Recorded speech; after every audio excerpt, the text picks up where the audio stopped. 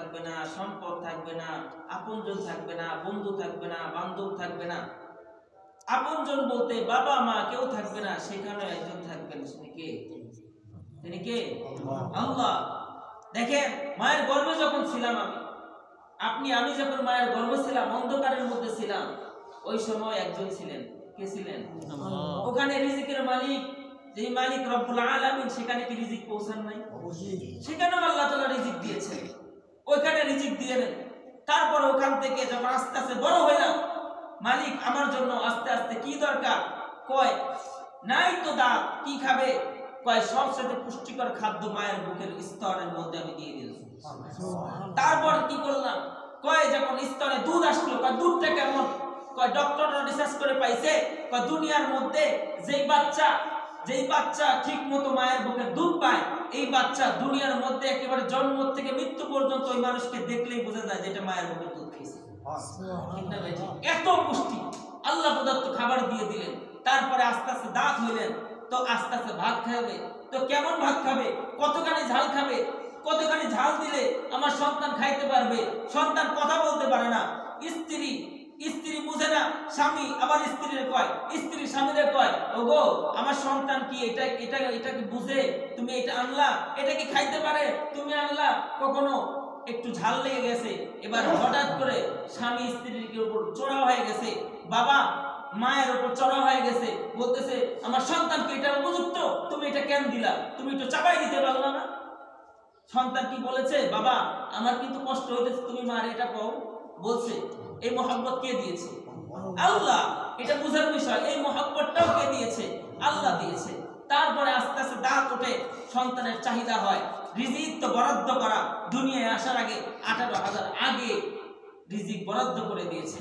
এবার আসতেছে, দাঁত উঠতেছে, কি কি খাবার প্রয়োজন, দুনিয়ার মধ্যে থেকে কোথায় কোন ফসল, রিজিক এমন একটা জিনিস যে আমার রিজিক এখানে আছে, আমার বাড়ি সুদূর নাটোরে, আমি এখানে আছি মুন্সিগঞ্জে, আমার রিজিক যদি এক লোকমা যদি খানা এখানে থাকে, কয় আল্লাহ তাআলা এই রিজিকটা খাওয়ানোর পরে আমাকে কবরে নিয়ে যাবে, রিজিকটা যেখানে থাকবে আমি অটো সেখানে চলে আসবো।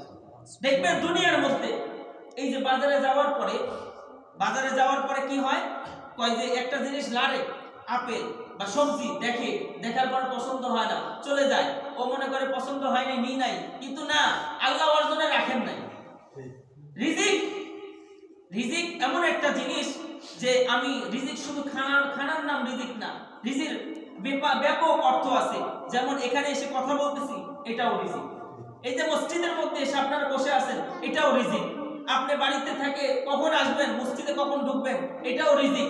আপনি দুনিয়ায় কোথায় যাবেন, কোথায় খাবেন, কোথায় পড়বেন, কোন গাড়িতে চলবেন, কতখানি চলবেন, কোথায় কোন জায়গায় কতখানি ঘুরবেন, এটাও রিজিক। আল্লাহ তাআলা এই জায়গায় না যে আপনাকে মৃত্যু দিবে না।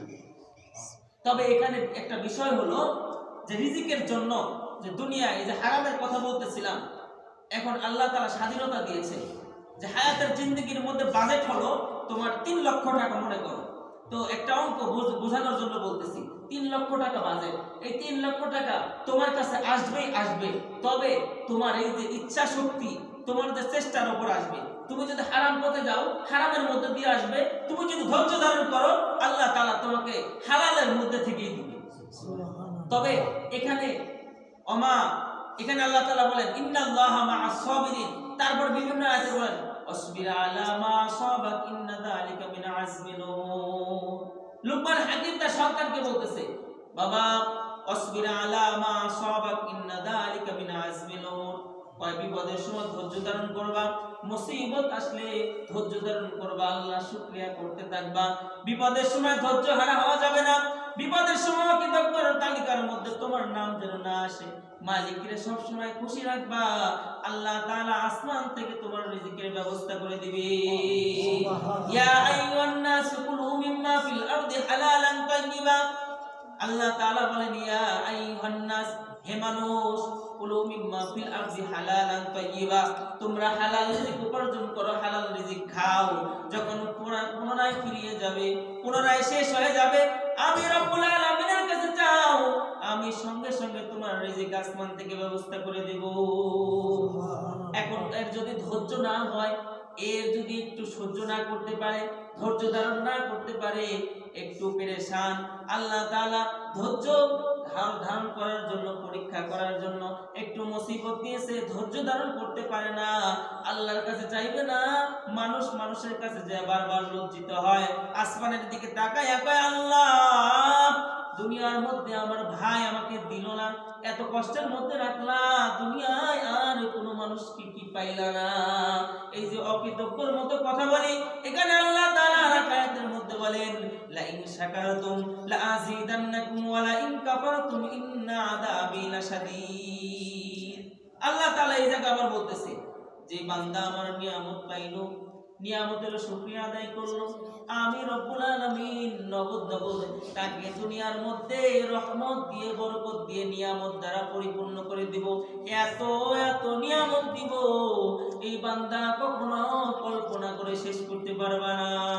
বান্দা আল্লাহ তাআলা বলছেন ওয়ালা ইন কাফারতুম ইন্না আযাবি লাশাদীদ, ওই যে তুমি কইলা দুনিয়ার মধ্যে আর কোনো মানুষ পাইলা না, ওগো আল্লাহ তুমি আমারে কষ্টে রেখেছো, ওগো আল্লাহ তুমি আমার এই নিয়ামত তো দিলা না, এই যে অকৃতজ্ঞর মধ্যে তুমি চলে গেলা, কয় সাবধান, যেই পরিমাণ শুকরিয়া আদায় করার কারণে নিয়ামত দিতাম, ঠিক ওই পরিমাণ নগদ তোমাকে আযাব দিয়ে দিব, ইন্না আযাবি লাশাদীদ, আর মরণের পরে কঠিন জাহান্নাম তোমার জন্য রেডি।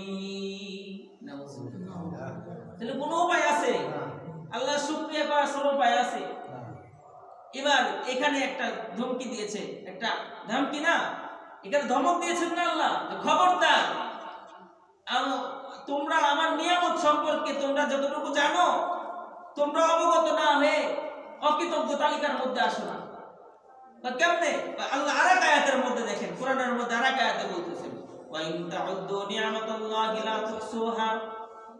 আল্লাহ তাআলা বলতেছে দুনিয়ার মানুষ, তোমরা যদি সবাই একত্রিত হও, তোমরা যদি সবাই একত্রিত হও, যত মাখলুকাত আছে সবাই যদি একত্রিত হও, একত্রিত হয়ে যদি চিন্তা করো আমি কতগুলো নিয়ামত দিয়েছি, শুকরিয়া আদায় করার প্রয়োজন নাই, আমি কতগুলো নিয়ামত দিয়েছি, কয় যত মাখলুকাত আছে, মানুষ থেকে শুরু করে নিয়ে যত মাখলুকাত আছে সবাই একত্রিত হইবা, এমনকি সাগরের পানি কালি বানাইবা, যত গাছ আছে এইটা কলম বানাইবা, তাও যদি কিছু থাকে তারপরেও তুমি এখানে যোগ করবা, তাই হায়াতের জিন্দেগি শেষ হয়ে যাবে, দুনিয়া বিলীন হয়ে যাবে, কিন্তু আমি রব্বুল আলামিন কতগুলো নিয়ামত দিয়েছি গণনা করে শেষ করতে পারবা না। এই যে অকৃতজ্ঞ বান্দা, তুমি কেন নিরাশ হও? তুমি কি মালিককে ভয় করো না? একবার তুমি খেয়াল করো না, রবকে রবের মতো চিনো? তুমি যদি নিজের অঙ্গর দিকে তাকাও, তোমার মস্তিষ্ক কত বড়, আল্লাহ তাআলার কত বড় নিয়ামত, তুমি যদি চিন্তা করো, মালিককে কেন ভুলা থাকো, একটু চিন্তা করো। একটু মস্তিষ্কের মধ্যে একটু বিকৃতি হয়েছে, পাবনা মেন্টাল হসপিটালে ভর্তি করে দিয়েছে, ঠিক না ভাই? তার চেহারা সুন্দর কম ছিল, তার কি আকৃতি কম ছিল, তার সম্পদের কম ছিল, তার আপনজনের কম ছিল, কিছুই ছিল কম ছিল না, কিন্তু মাথায় একটু বিকৃতি, মাঝে মাঝে উল্টাপাল্টা বলার কারণে তারে বন্দি ঘরে রেখে দিয়ে আসছে, মাঝে মাঝে কষ্ট দেয়। এই যে মাত্র একটু নিয়ামত, একটা নিয়ামত, কয় চক্ষুর দিকে তাকায় দেখেন যার চোখ নাই, দুনিয়ায় তাই কত মুসিবতের মধ্যে আছে, কত কষ্টের মধ্যে আছে, একটা নিয়ামত সব বাদ দিলাম, একটা নিয়ামত সেটা হলো 3 দিন পর 2 দিন পর একটু পেটে সমস্যা হয়ে গেছে, একটু হালকা পাতলা পায়খানা হয়ে গেছে, বা একটু পেটের সমস্যা দিয়েছে, 2 বার বাথরুমে গেছে, 3 বারের বেলা বিছানায় পড়ে যায়। দুনিয়ার মধ্যে কত ভালো খাবার নিয়ে এসে দেয়, কত ভালো মানুষরা গল্প করে, ওই বলে এত কথা কয় লাভ নেই, যাও তো ভালো লাগতেছে না, কয় দুনিয়ার মধ্যে সব চাইতে একেবারে দরিদ্র, একেবারে অসহায় মনে হয় ওই বান্দা, আর কেউ নাই ওই বান্দা ছাড়া, ঠিক না ভাই? চোখের দিকে তাকায় দেখেন, আবার জবানের দিকে তাকায় দেখেন, যে কথা বলতে পারে না, যে কথা বলতে পারে না, এর দিকে তাকায় দেখেন, নিজের ভাব প্রকাশ করতে পারে না, মাকে মা বলে ডাকতে পারে না, সন্তানকে বেটা বলে ডাকতে পারে না, এটা নিয়ামত না? সন্তানের ডাক শোনার জন্য কত জায়গায় দেখা গেছে সন্তান চুরি করে নিয়ে আসছে, লক্ষ টাকা দিয়ে, লাখ লাখ টাকা দিয়ে সন্তান হসপিটাল থেকে কিনে নিয়ে আসে, শুধু একবার আব্বা একবার আম্মা ডাক শোনার জন্য।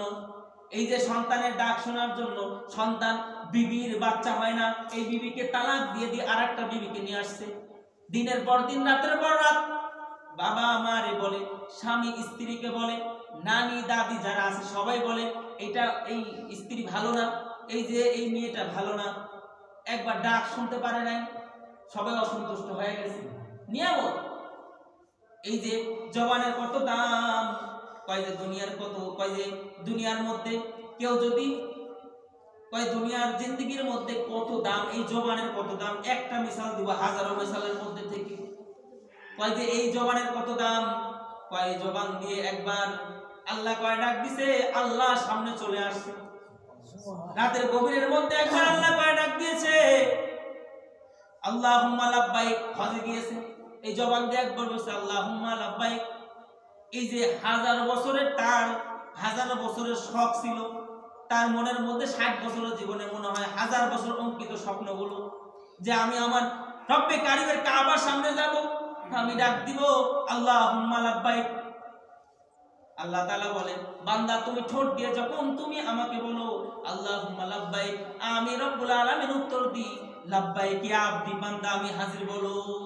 সুবহানাল্লাহ। এই জবানের কত দাম, কয় যে এই কালো ঠোঁট, কালো হাবশি গোলামের ঠোঁটের কি দাম, কয় যে 24 বছর 90 বছর 70 বছর 60 বছর 30 বছর 40 বছর শুধু পাপাচার করেছে, একবার শুধু বুঝতে পেরেছে, বুঝতে পারার পরে ঠোঁট দিয়ে একবার জাহির করেছে আল্লাহ আমি বড় পাপী গুনাহগার, আমি সব কিছু শেষ হয়ে গেছি, দুনিয়ার ধোঁকার মধ্যে পড়ে গেছি।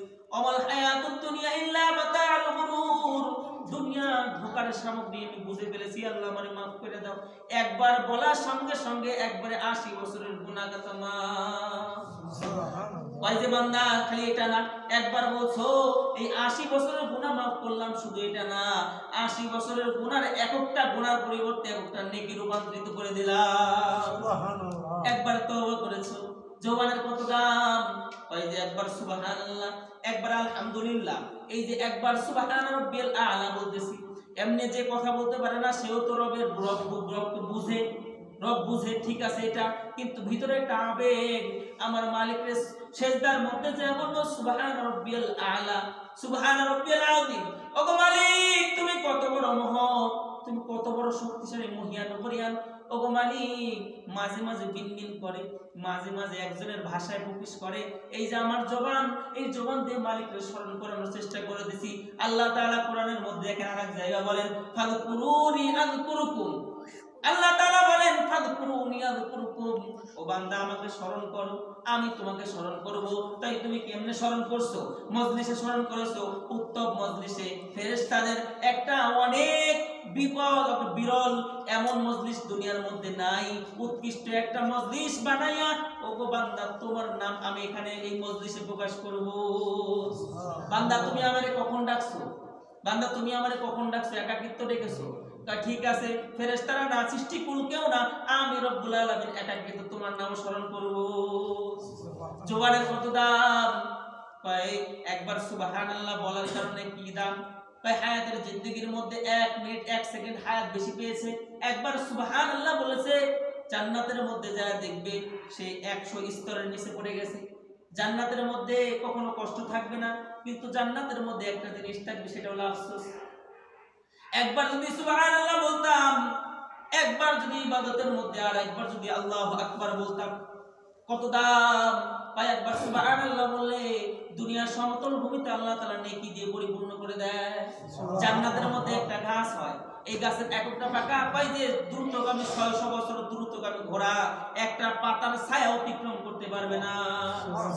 কয় যে দুনিয়ার মধ্যে আলহামদুলিল্লাহ বলেছে, কয় আলহামদু শব্দ 8টা, কয় কালিমাতুশ শুকর যদি বেশি বেশি জিকির করে আলহামদুলিল্লাহ, কয় যে হযরতে আবু বকর উম্মতে আকবর, যে উম্মতের মধ্যে উম্মতের শ্রেষ্ঠ উম্মত হযরত আবু বকর সিদ্দিক রাদিয়াল্লাহু তাআলা আনহু, এমন একজন মানুষ 8 দরজা থেকে তাকে জান্নাতে যাওয়ার জন্য বারবার আরজ করবে, আবু বকর সিদ্দিক, ও সিদ্দিক আপনি আসেন, এই যে রোজার এই যে এর মধ্যে এই জান্নাতুল ফেরদাউসের মধ্যে আপনি আমার দরজা দিয়ে আসেন, বারবার বলতে থাকবে কয় আলহামদুলিল্লাহ, শুকর। এই উম্মতের এত পাওয়ার, এত ক্ষমতা, কয় যে আলহামদুলিল্লাহ বেশি বেশি কালিমাতুশ শুকর করবে। কাল কিয়ামতের ময়দানে এই যে আলহামদুলিল্লাহ 8টা শব্দ, এই কালিমাতুশ শুকর বেশি বেশি করার কারণে কাল কিয়ামতের ময়দানে 8টা দরজা একসময় খুলে যাবে।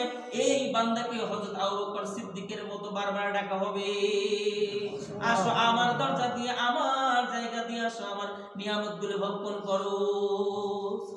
এই উম্মতের পাওয়ার কেমন পাওয়ার আপনি একটু ফিকির করে দেখেন, একটু চিন্তা করে দেখেন। কয় কেমন? কয় যে দুনিয়া তো গুনাহ, কয় শেষ জামানায় এমন হবে, কয় শেষ জামানায় একবার সুবহানাল্লাহর দাম এত বেশি হবে। কয় কেমন? কয় যে মাঝে মধ্যে বাজারে গেলে দেখো মরিচের দাম 1000 টাকা কেজি হয়, যেই মরিচের 100 টাকা কেজি বা 20 টাকা কেজি ছিল, এই মরিচের দাম 1000 টাকা কেজি হয় কখন? যখন মরিচ বেশি থাকে, যখন সবজি বেশি থাকে তখন সবজির দাম হয়। কখন হয়? কয় যখন পাওয়া যায় না। কয় উম্মতের মধ্যে এই শেষ জামানার উম্মতের একটা উম্মতের পাওয়ার হবে এতটা। কয় কেমন, কিসের জন্য পাওয়ার হবে? কয় যে দুনিয়ার মধ্যে এমন হবে যে 1000 মাইল খুঁজে একজন ভালো মানুষ পাওয়া যাবে না। এই ভালো মানুষের মুখ থেকে আত্মশুদ্ধি, আমি বলছি কলবে সালিম, এইটা অন্তরের মধ্যে যারা আত্মশুদ্ধি আছে, যারা মালিককে যত বেশি ভয় করবে, যার আমলের মধ্যে শিরক থাকবে না, যেই আমলের মধ্যে কোন রকম শিরকের গন্ধ থাকবে না, যেই আমলের মধ্যে বেদাত থাকবে না, সেই আমলটা এত স্বচ্ছ হবে, এই মানুষটা এত স্বচ্ছ হবে, কয় এর মুখ দিয়ে একবার সুবহানাল্লাহ বলবে, ব্যাস এই সুবহানাল্লাহর দাম এত এত বাড়ায় দিবে। কয় যে এত এত বাড়ায় দিবে সে কল্পনা করতে পারবে না, মাত্র 1 সেকেন্ড লাগে না সুবহানাল্লাহ আলহামদুলিল্লাহ বলতে। এইটা বলার কারণে মালিক আমাকে জান্নাতের মধ্যে এত নিয়ামত দিয়েছে, সে কল্পনা করতে পারবে না। এই যে যেটা বলতেছিলাম, জবানের এত দাম, এত দাম। তারপরে কান, এটা খনি, এই যে জবান একটা খনি। আপনি বলতেছেন, আল্লাহ চাইলে ঠাস করে বন্ধ করে দিতে হবে। এই যে জবান কত দাম, আপনি আপনার ভাব প্রকাশ করতে পারতেছেন। জবানের কত দাম যে একের পর এক আপনি কথা বলতেছেন, কোনো মিনিট কাটার অলরেডি কোনো রকম বাজেট নাই। আপনাকে বলতেছে না সেকেন্ড প্রতি মিনিট প্রতি এত টাকা দাও, বলছে। আমি নিয়ামত বুঝাইতে যাই এই কথাগুলো বলতেছি।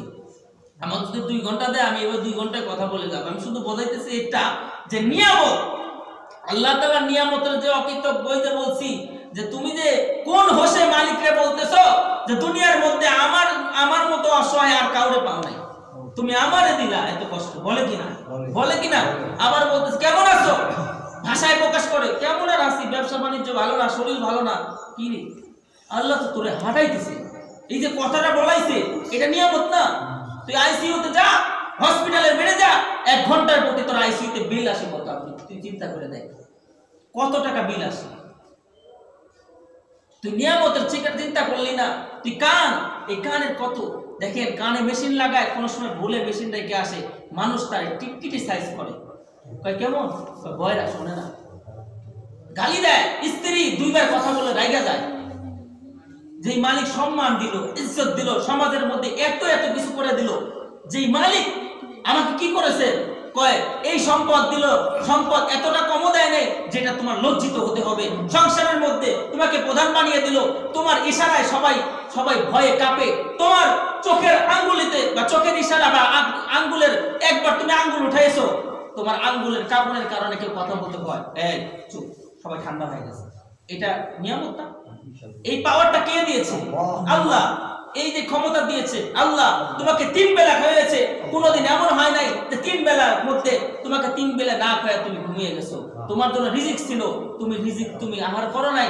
তুমি বলেছো যে দরকার নাই, আমার পেটটা ভরা।